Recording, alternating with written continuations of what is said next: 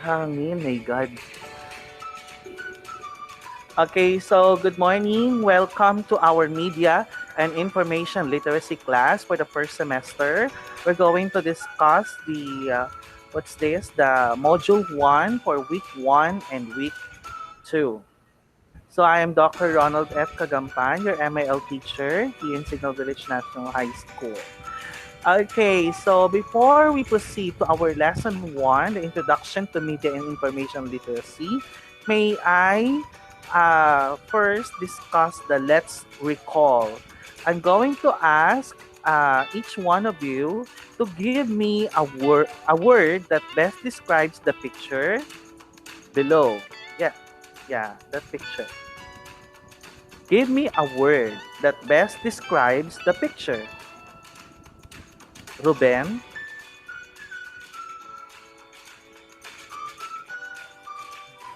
Banning, sir. Banning. Banning. What made you think that the word describes the picture banning? Is banning it? Um, there are in social media that we need to ban because of the content that can affect mental health of youth and especially the bad and not helpful content. Taray. Oh, ikaw na. Okay, next. Other answer, please. Pamela, are you there?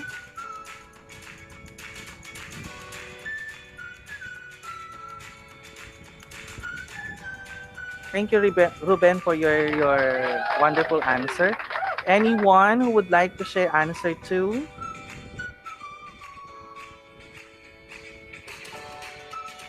What one word best describes the picture? There is a phone, there are phones, there is a laptop, and there is a tablet, and there is a circle with a warning sign. Okay, so Jasper,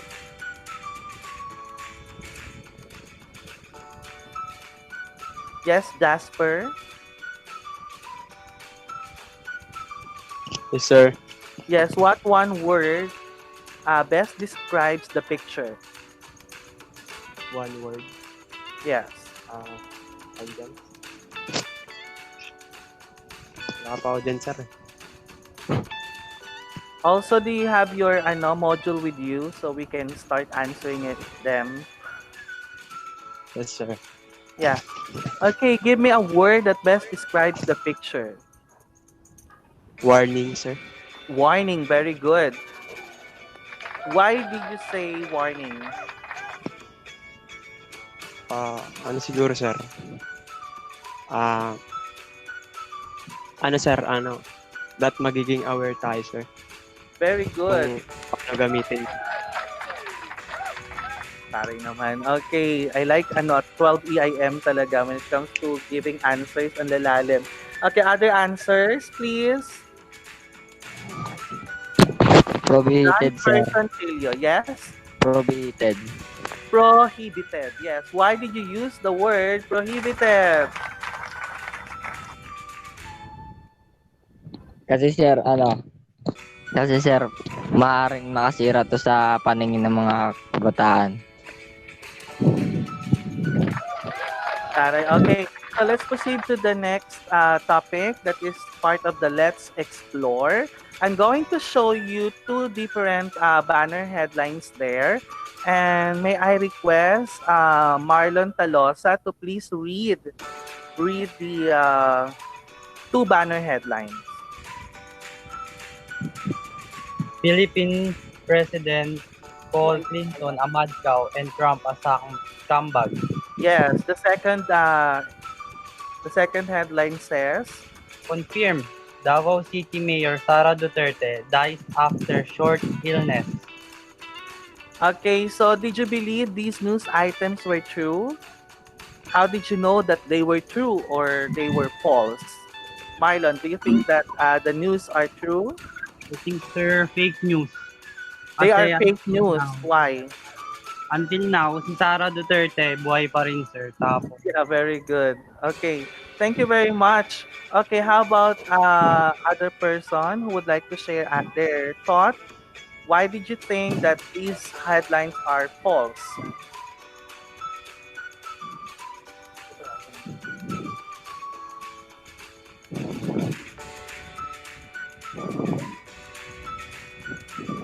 Sir, Yes, Jasper. according to the website, sir, hindi siya legit, sir. Wow, ang taray. Okay, that's good. So, according to Jasper, we should check the website where it is published. Okay, usually you can determine the legitimacy of a website based on its domain.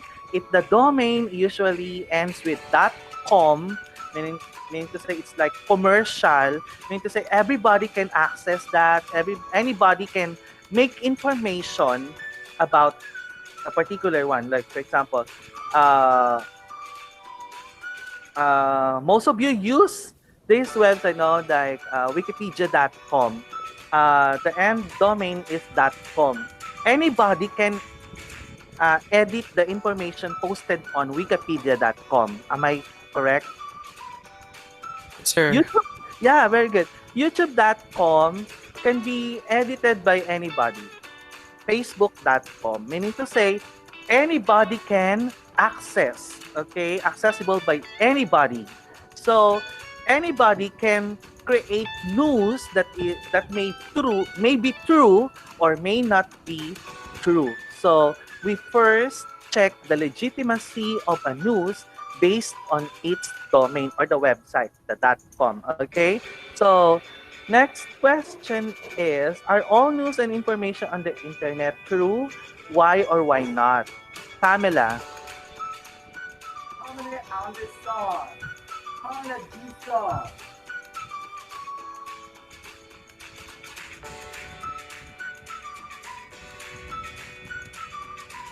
Yes, I guess wala siyang microphone.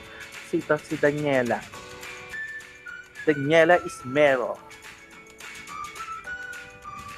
Sir, paulit po nung question, Are kakapasok ko. all news, yes, are all news and information in the internet true? Why or why not? Ang hangin sa Boracay, guys. My God.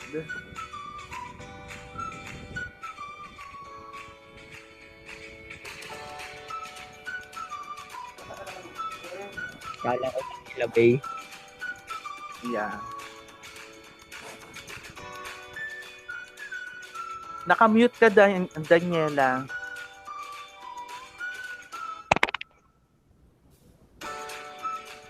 Saka nagsasalita si Daniela tapos di natin marinig. Who would like to give answer? May problema yata sa microphone ni Daniela.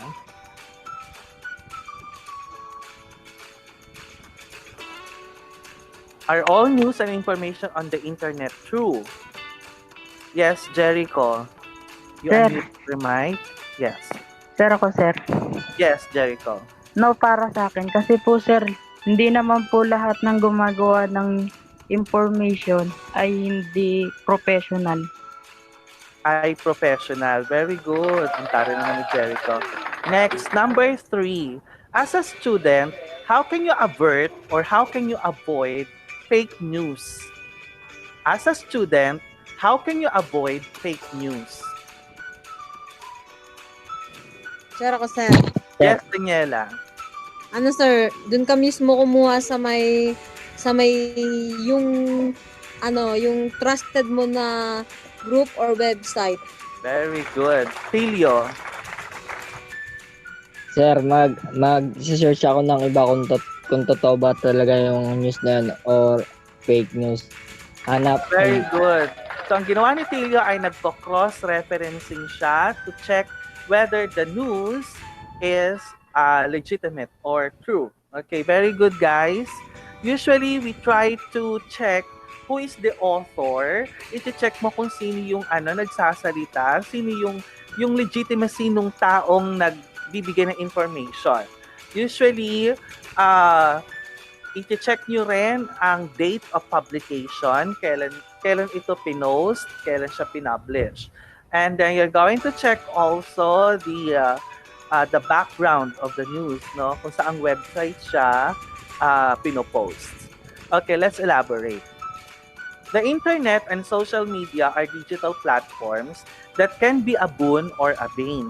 Meaning to say, the internet can be helpful or can be destructive. Destructive when it comes to the misinformation. You might be misinformed of something.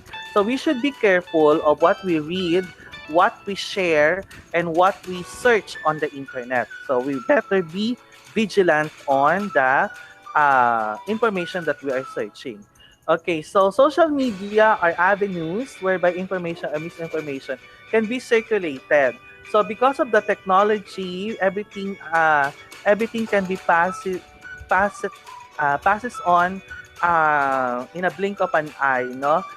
Everything spreads, no, in a blink of an eye. Anybody can share. Okay, so we should be careful because of the rapidity by which these can spread valid or fake news. And the stakes are high. Okay, with the staggeringly increase of internet and social media users, it is indeed worthwhile to look into this matter. That's why the UNESCO included the study of the media information literacy uh, in our curriculum. It is now included in our curriculum, so we might not be misinformed.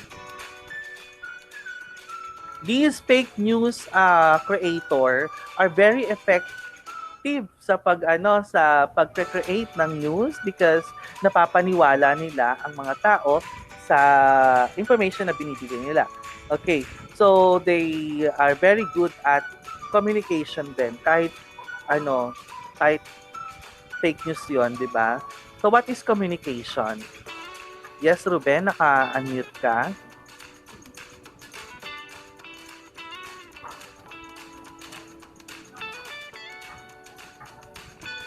Okay, communication refers to people or group of people imparting messages through speaking, writing, gestures, or even using with other symbolic forms by utilizing a variety of channels for sending and receiving. Any thoughts about communication, Ruben? Um, wait lang sir. Communication, makakapag-share tayo nga gaya ng thoughts natin sa loobin natin, tsaka makakapag-give tayo ng advice and take din ng advice syempre. Very good. What do you mean by exchanging messages? Nabigla ako. Kapag may gusto kang sabihin sa ano mo sir, kanya may problema ka, ganyan. Nasabi mo siya. Maaari ka niya mabigyan Tapos, ng what do you expect? Oo, Yeah, ako very sabi niya. good. May nag-advise, tama, diba? So, there is Yes sir.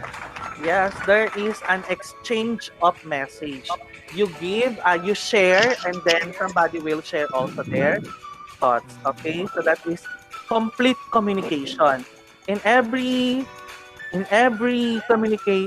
information that you share, there must be an equal reaction. Kung wala, there is a failure of communication.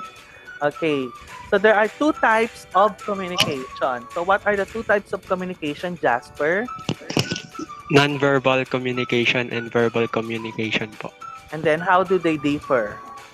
So, non-verbal communication, you have three, the appearance, body language, and sound. While And verbal, for verbal, verbal communication is oral and written. very good. So for verbal communication refers to the form of communication in which the message is transmitted verbally or through the use of words. Okay? It can be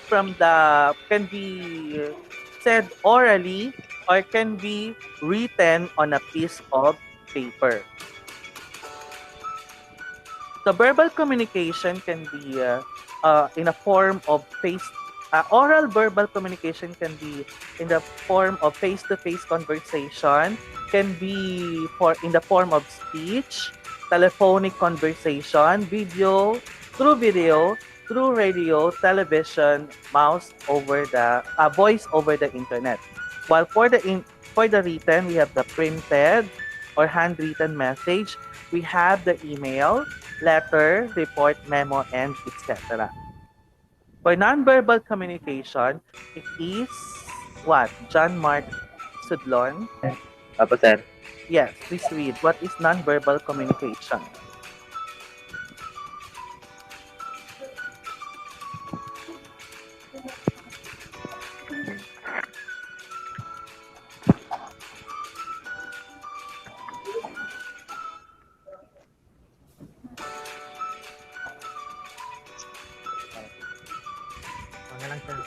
Non-verbal communication, sir, refers to gesture, facial expression, tone of voice, eye contact, or lack re- re- body language.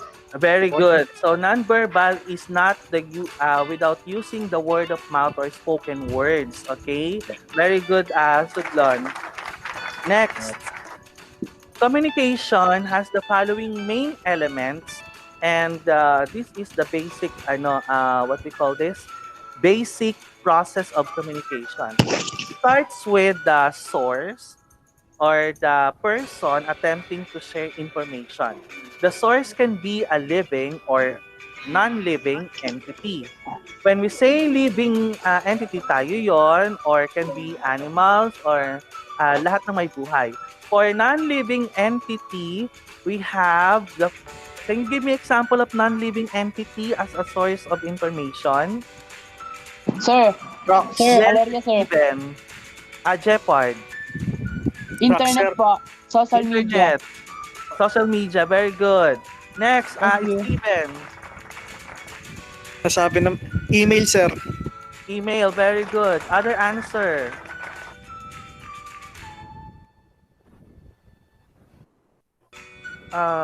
Sino pa hindi ko narinig dyan?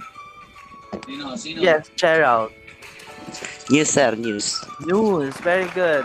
Other non-living entity. Brian. Newspaper, sir. Newspaper, very good. What else? Broadcast. Broadcast. Radio broadcast. Radio. Radio, very good. Okay, so next, we have the second element that is a message. Message is, at first glance, the message is simply the information you want to communicate. But it goes deeper than that because communication theories examine messages from a semiotic perspective, or the study of signs and symbols that go along with the word, with the message. Okay, it is not the study of meaning, but it is how the meaning is being created. The meaning of the word being created depends on the nonverbal cues, the context, the environment, okay, and the media being used. Through the use of media, you may know how professional yung mga ano. For example, ang ginamit niya ay memorandum.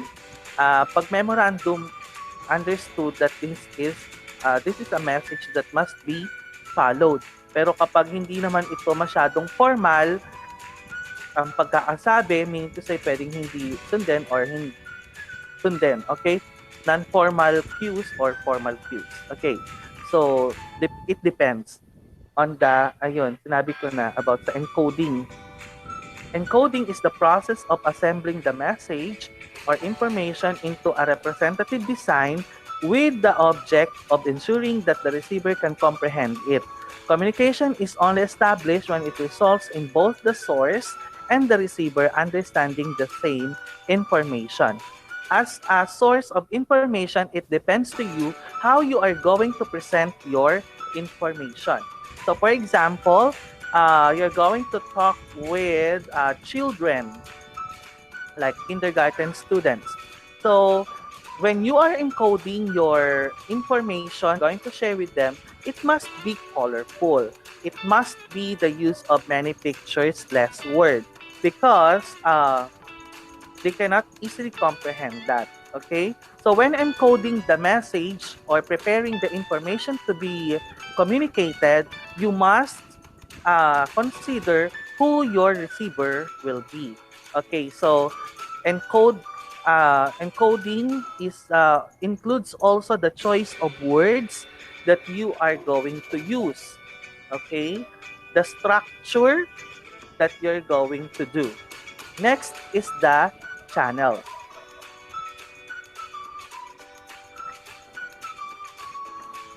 Okay. So when we say channel, these are the as encoded message is conveyed by the source through the channel. Through the channel, there are numerous channels categories. For the we have verbal, non-verbal, personal, non-personal. A channel could be the paper on which words are written or the internet acting on the client's server model. Meaning to say, the channel is anything that you use to convey the message. Okay, so for example, that online teacher like me, my channel is through Google Meet. Okay, sino pa ang tinatawag? Carlo, what is the channel used by Painter?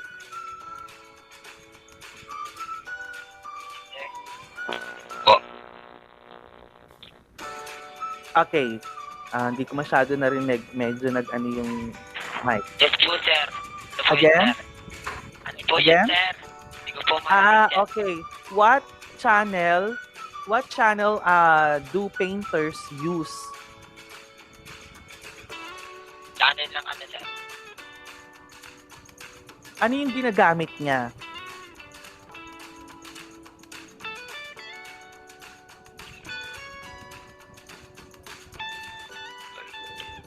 For example, singer, artist, singer. Yeah, singer. Ang kanyang channel ay music. Okay? So, yes. Carlo. Sir. Ano, sir?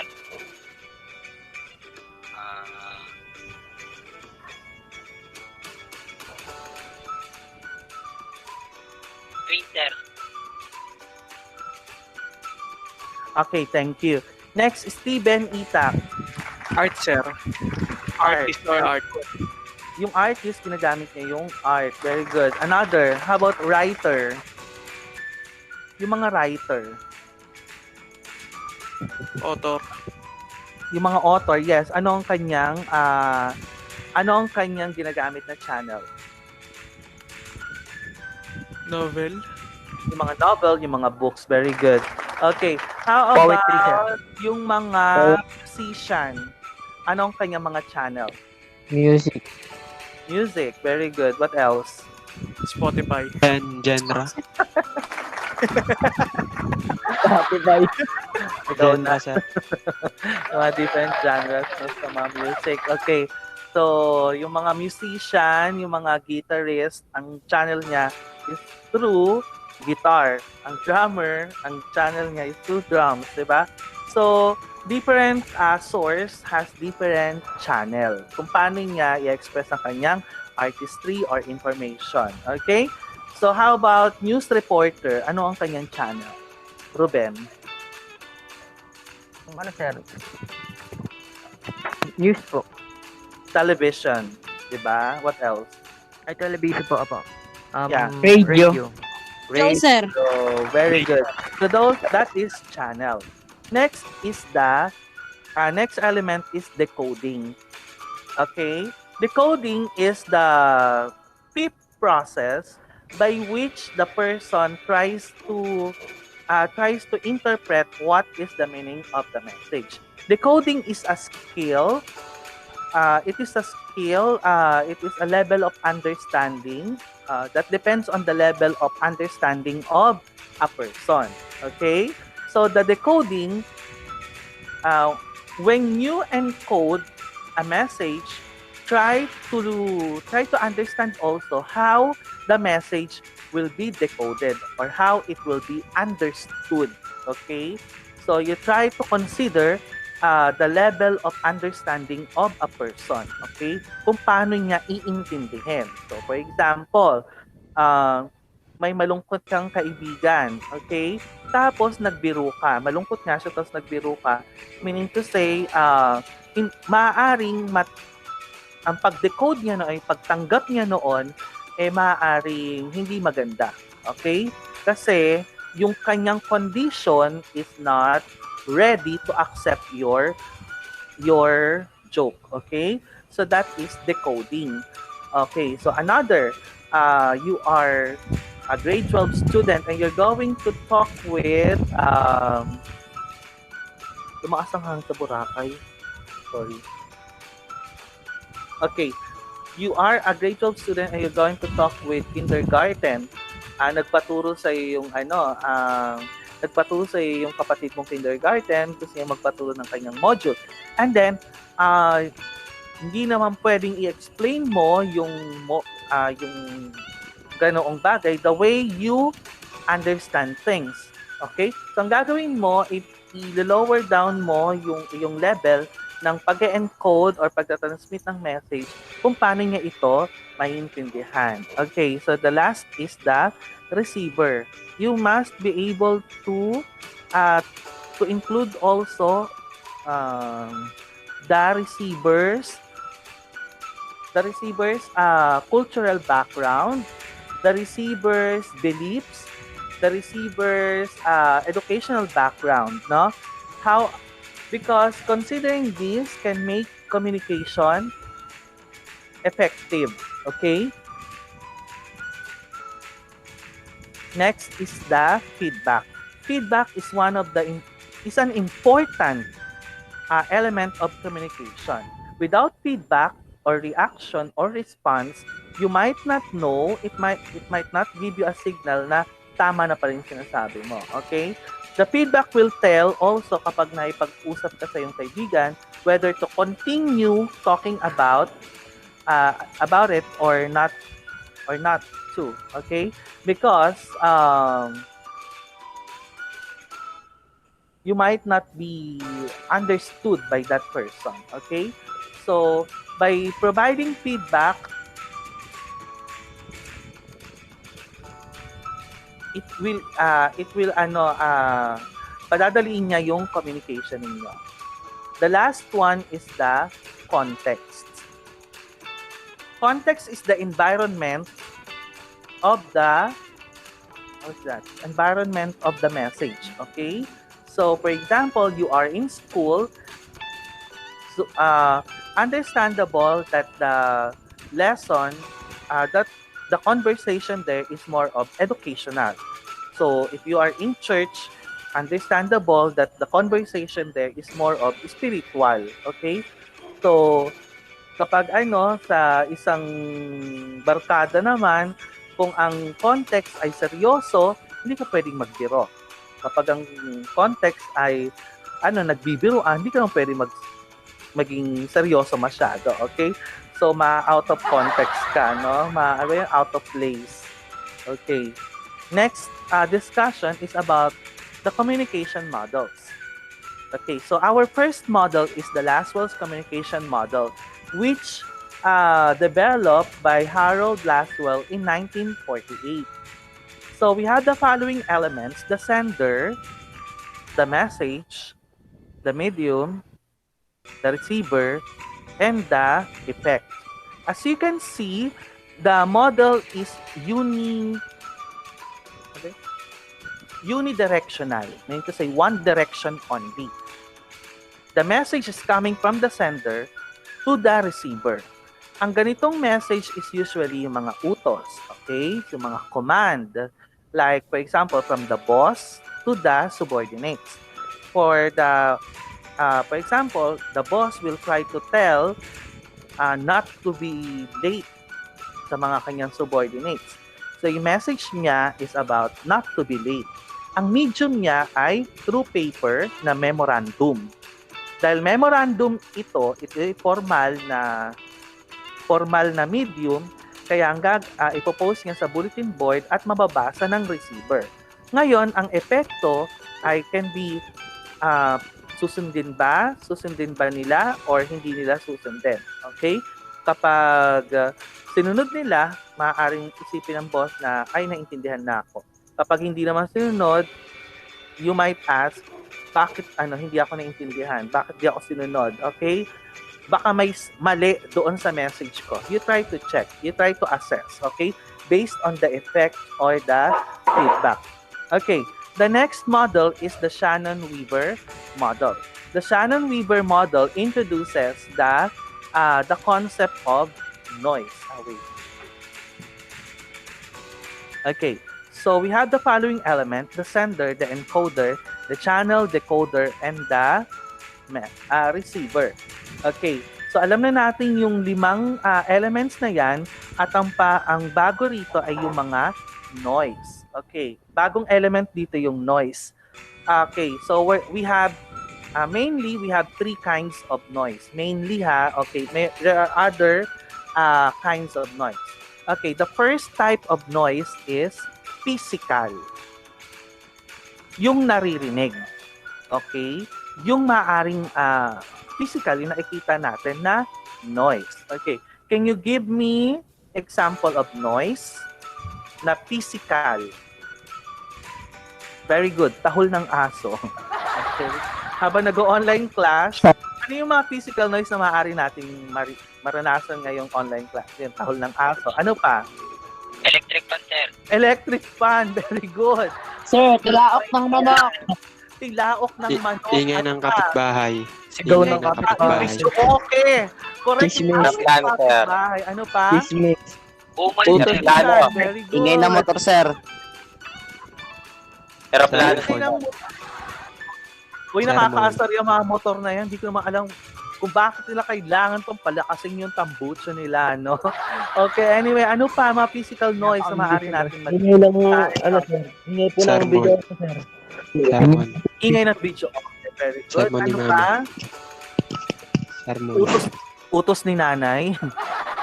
Anak, bumili ka na ng yelo, tanghali na. Iyak ng kapatid, sir. Yung mga noise. Iyak ng kapatid. Nakukurutin mo pa, di ba? Charot. Huwag yung kurutin na mild lang. Charot. Ano pa? Chismisan doon na kapitbahay, sir. Chismisan ng kapitbahay. Ganun ba sila mag-chismisan? Baka sigawan na yan. Baka nag-aaway na sila, no? Ano pa? Mga physical noise? Tahol ng electric fan. Tahol ng ano?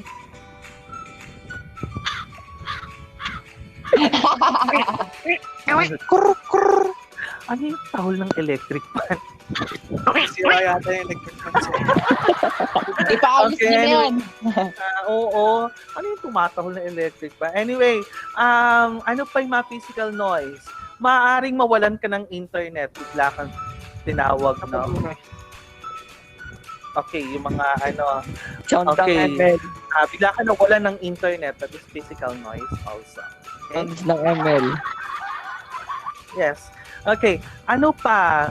Ang next kind of physical noise is yung psychological noise. Sinusulat nyo ba? We have physical noise, we have psychological noise.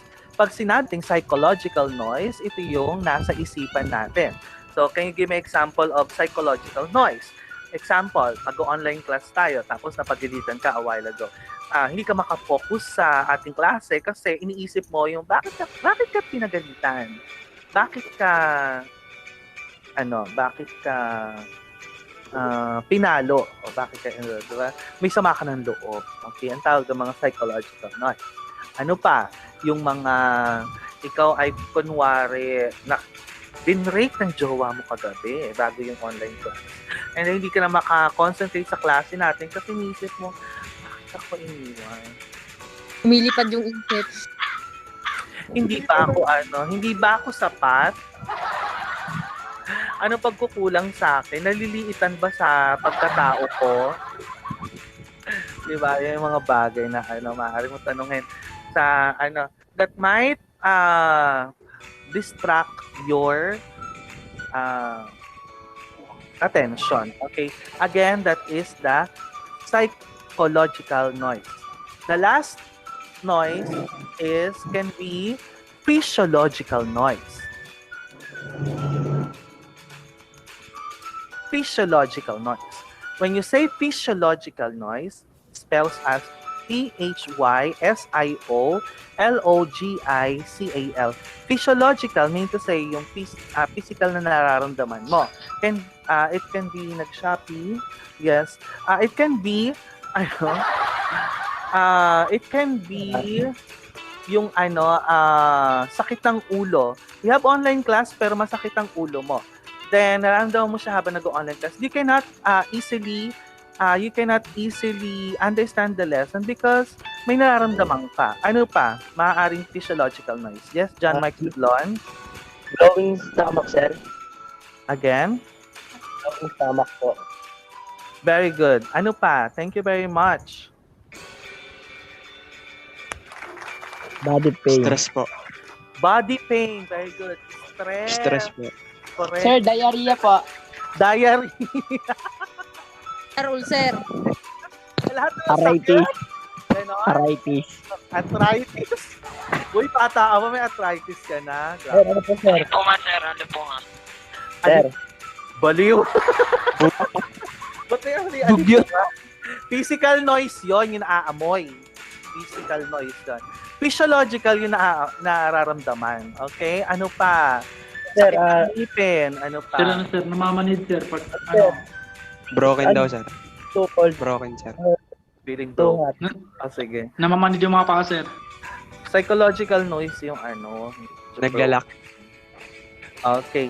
So that is Shannon Weaver model. The next one is Wesley McLean's model.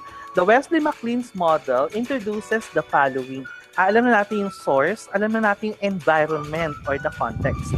Next, we have sensory experience, objects of orientation, and message interpretation or the coding and the receiver. So, mag-focus lang na, explain ko lang dito yung sensory experience. So, for example, nagkakaroon kayo ng, siguro naalala nyo pa nung inyong face-to-face class, example lang to nagtawag ng for recitation, hindi walang sumasagot. Ang ginawa ni teacher, naglabas siya ng index card. Pag nagkita ninyo ang index card, sensory experience, ano ang mayong object of orientation? Feeling nervous. Feeling nervous, very good. Di ba? Kasi magtatawag na, demonyo ka. Di ba? Tapos, alam mo na, din magkakaroon ka ng message interpretation. It can be, kapag ready ka, dahil nag-review ka para sa lesson na yon, confident ka. Okay? Kapag hindi ka naman nag-review, and then matatakot ka na. Ang hinihinig pressure siya. Correct. You will be feeling pressured ng oras na yon. Okay. So, that is sensory experience and object of orientation by Wesley McLean's model. Pare-pares naman tayo ng module, di ba, na sinusundan. Next, we have the BRLS SMCR model. When we say SMCR model, it has the four main elements: the sender, the message, the channel, and the receiver to consider in this model. So, first, let us study the sender's communication skills. The sender's communication skills is very important for you to, in a process of communication, for you to better deliver your message. Good communication skills include the following. Your ability to speak. Okay? The ability to is your voice well modulated? Is your voice properly modulated, no? Meaning to say, maganda ba yung attitude mo towards pagsasalita? Okay. Yung skill mo sa pagsasalita, makarisma ba? Maganda ba yung boses? Okay. Next, we have the presentation skill. How you're going to present. How you're going yung physical appearance mo, okay? Yung physical appearance mo as a person habang nagpe-present. baka seryoso yung sasabihin mo, pero yung mukha mo, hindi mukhang seryoso. Mukhang naglolo ko pa rin, di ba? So you try to consider also on how to present well. When you present well, you dress well. Next is the presentation by means of orderliness of your presentation and everything. You try to also read well, write, and listen well, because through these skills, you may improve your communication skills. Next is the attitude. The attitude of the sender and the receiver creates the effect of the message. The attitude meaning to say, yung attitude ni sender at ang attitude ni receiver dapat magkaparehas towards one topic. Meaning to say, if you are interested of talking about basketball, pero yung isa naman gusto naman pag-usapan Miss Universe, yung best friend mong lalaki, for example, gustong pag-usapan ay Miss Universe, magkaiba kayo ng attitude towards the topic. Hindi siya interested, no? Hindi kayo magja-jive. Next is the knowledge. The knowledge pertains to what you know about the subject matter. Okay? And then, before you present something, you should try to study muna. Study that before you present. Okay. So for example, there is a man talking about marami sa YouTube ang nagsasalita sa YouTube. May mga nag-share ng kanilang kaalaman tungkol sa medisina. Pero hindi naman siya doktor. So the credibility of the person is not good because he is not knowledgeable or not experienced to that matter. Next element is the social system. The values, beliefs, laws, rules, religion, and many other social factors affect the sender's way of communicating the message. Okay, so it creates difference in the generation of message. Place and situation also fall under social system. Okay, so you must be able to establish, you must be able to know different values, beliefs, and consider them also yung values, beliefs ng ibang tao when you communicate. Okay? Baka may ma-offend kayo, baka may mga masabi kayo na hindi dapat masabi. Okay, for example, next is the cultural difference. A person from one culture might find something offensive which is very much accepted in another culture. So, for example, let us take for example si Bella Poarch ng kanyang ng isang TikToker, no? Number 1 TikToker yata siya sa buong mundo. Ngayon, nag-show siya ng kanyang tattoo on the internet without alam naman niya na makikita ng buong mundo. And then, hindi naman niya alam siguro na may something pala yung mga Korean doon sa kanyang pinakita sa social media. Which, nag-sorry naman siya agad at tinanggap ng mga Korean. And then, what happened there, na-offend yung mga tao, na-offend yung mga Korean doon sa pinakita ni Miss Bella Poarch. That's why she was really sorry. Okay? So, if you want to be social media influencer, you should try to consider social system and culture. Meron naman dyan, I don't know, this happened years ago na pumunta yung FIBA basketball, and then there were these players from other countries sa Pilipinas sumayaw, nagpakita nung sayaw nila doon sa kanilang bansa. Ngayon, as interpreted by other Filipinos, sabi nila, they try to these foreigners try to intimidate Filipino during that game. New Zealand, sir. Yeah, ng New Zealand. Ang ibig sabihin pala noon is an honorific dance, no, as a warrior. So, dahil hindi knowledgeable sa culture yung ibang tao, na misinterpret nila kung anong ibig sabihin nun. The culture can be acceptable sa iba, yung iba man hindi acceptable. Okay? So always consider the culture. Next, we have the message. For the message, we must always, the key factors for message, we must always remember are the following. The content, the choice of words. Okay? What words are you going to share? Okay, next is the elements. The elements are the non-verbal things that tag along with the content like gestures, signs, language, etc. Next is the treatment, that is the way in which the message is conveyed to the receiver. Treatment also affects the feedback of the receiver. Next, for the message, you try to consider also studying the structure.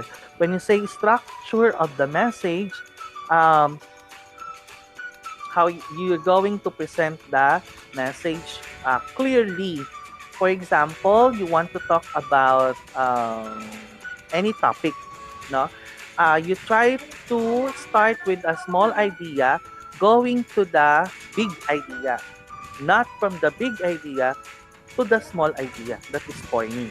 So, to make a progress of your conversation with other people, you you converse use you converse in small idea first to the big idea. Yes. Next is code. Code is the form in which the message is sent. It might be in the form of language, video, or etc. Okay. Next is the channel. Channel is the medium used to send the message or what you're going to use. The main human channels are the following. It can be hearing, it can be seeing, it can be touching, smelling, or tasting. Okay, next one.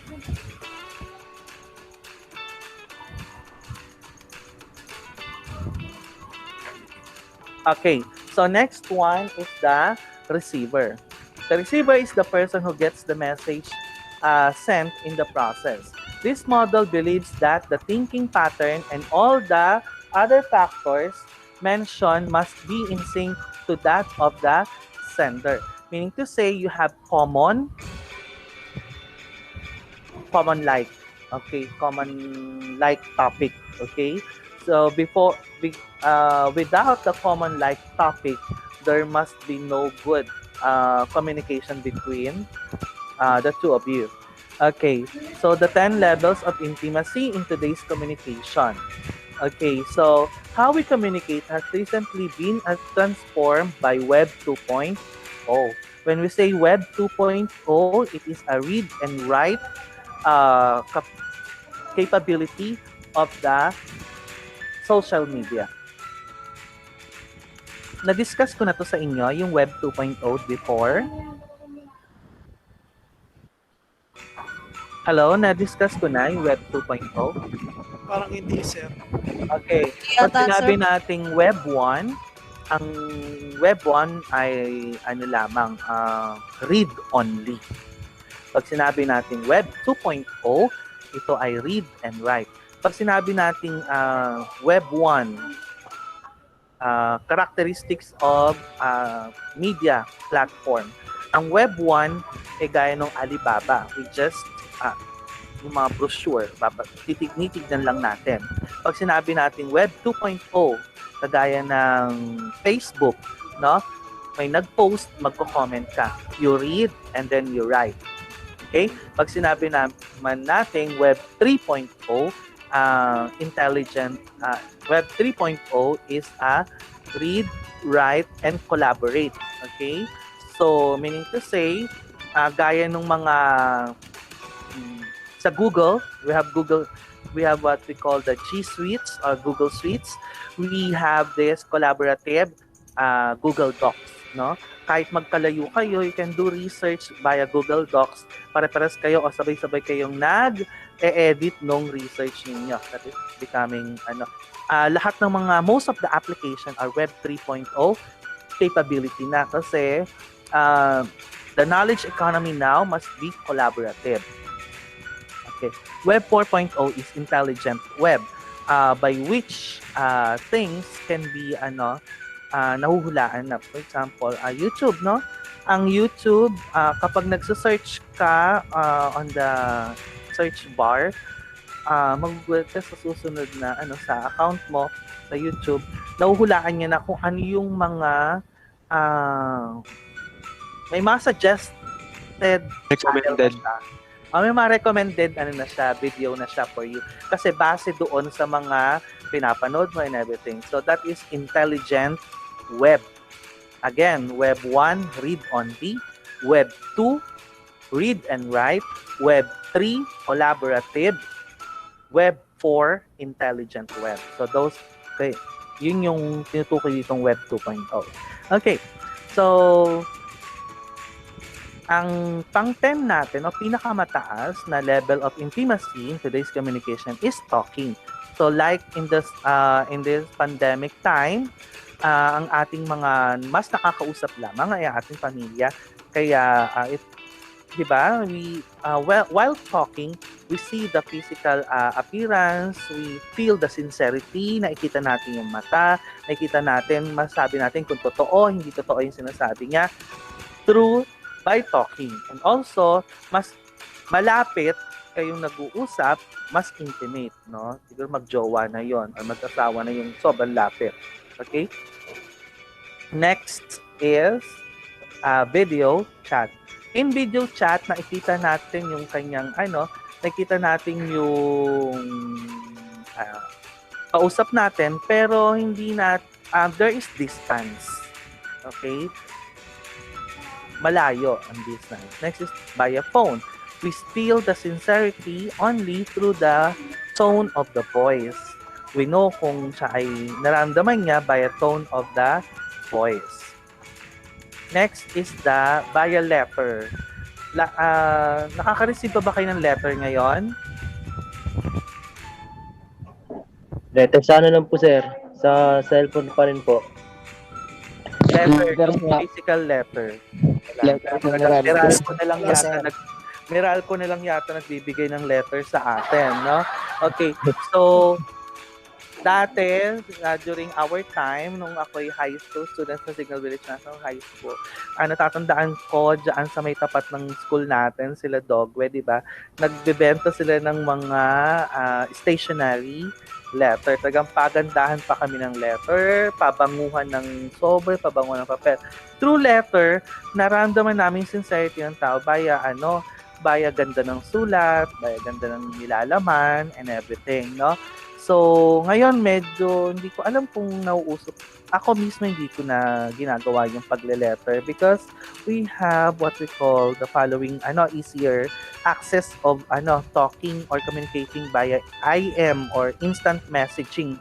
Ang instant messaging sa alam niyo ba tong IM? Ang IM, ito yung yung sa computer laboratory, yung magka-connect yung computer via LAN, tapos magme-message kayo sa isa't isa, walang internet, just LAN. Okay? That is IM. We have also what we call the text message. Wala masyado nagte-text ngayon kasi mas mura ang Facebook chat, libre pa pala. Okay? Next we have email. Email is a formal way of communication, no, by which you can send a picture, you can send a letter faster than the snail mail. Next, we have the Facebook message. This is very popular to all bagets. Na minsan nga nagkakajowa pa kayo because of wave lang, di ba? Sana all. Sana all. May pa-wave lang, nagka-jowa na. Diyos ko. Kaya siguro man sabi natin na less sincere kapag ganoon, no? Pero in time, pag magkagusto naman talaga kayo, there's nothing wrong for me. Hindi ko inaano. Pero mas madaling magka-girlfriend ngayon or magka-boyfriend ngayon, di ba? Kasi yeah. Anong near group? Yung ano, oo, grabe. Random Umigil person. pa. May Omegle. Random person. Correct, may yeah, Ruben, 10 turo years mga old na random person. Tapos may mga Omegle na rin ngayon, no? Bongga. Next, we have the Facebook status. One message can be read by everyone. And we have last, that is Twitter. The Twitter has only 120 characters. That's why napakaliit lang ng message nito. And that's why kahit sino pwede maka-access, makabasa. That's why this is the least intimate communication and everything. Okay, so let's dig in. On your module, I want you to write the verbal and nonverbal communication. Next is let's remember. Okay, I want you to identify your media habits. Write down 3 or more types of media that you use. Again, 3 or more types of media that you use, kind of media or pop culture product. For example, I use, example lang ako, type of media, YouTube, blogs, okay? Blogs. Kind of media, pop culture product. The blog I watch is, for example, Jamil, prank. Yung mga prank lang, okay? Hours spent daily. Siguro nakaka-4 na video ko. 20 minutes isang video. So like mga 1 hour and 20 minutes. The purpose is to get entertained. And what do you think of your media usage? I think my media usage entertain me a lot, or just whatever you want to know. What do you think of your media usage? My media usage is just average because I don't spend too much time on media or social media. Most of the time, I talk with other people. Okay? So let's apply. So we have here the components, the different elements of communication, and there are guide questions. You just have to write your answer. Okay, so that ends my presentation.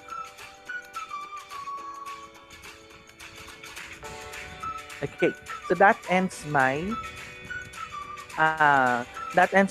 presentation, and what I would like you to do for our next meeting. So what I want you to do after this, I'm going to give you the remaining time for you to finish answering your module. Take a photo of your module. Sir, Create pwede ID. PDF of your module. Are you writing down Pwede ID ilagay. instruction? Are you writing down my instruction? Yes. Yes. Answer your module. Take photos of your module. Create PDF file of your module, and then upload on the link I am going to send you via our Google Classroom. Okay, so with that, that ends my presentation. Thank you for listening. Thank Do you you, have sir. any